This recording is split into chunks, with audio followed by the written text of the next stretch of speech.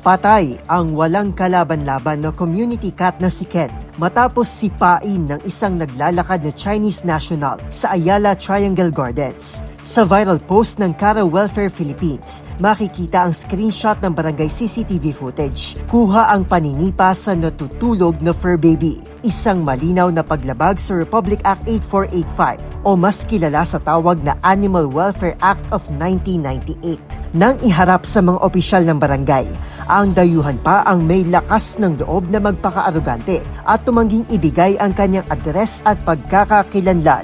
Hinamon pa raw nito ang mga opisyal na kung gusto siyang ireklamo ay sumulat sila anya sa Chinese Embassy. Sa hiwalay na panayam sa isa sa mga volunteers ng pro-animal organization, napag-alaman na may sakit pala si Ken at ipipick up na ito sana nang maganap ang pananakit dito. Payo naman ng Philippine Animal Welfare Society, mas mainam kung agad magsasampa ng reklamo sa halip na mag-post sa social media dahil magbibigay lamang ito ng panahon sa may sala na gumawa ng excuse o magtago mula sa batas. Nagpahayag din ng mga netizen ng galit at sigaw para sa hustisya sa kalunos-lunos na sinapit ni Ken. Sa kasalukuyan, malaya ang suspect na kinilala sa ilang ulat bilang si Sean Jiang mula sa anumang pananagutan. Para sa DZRH TV, ito si Arnold Herrera. Una sa Pilipinas, una sa Pilipino.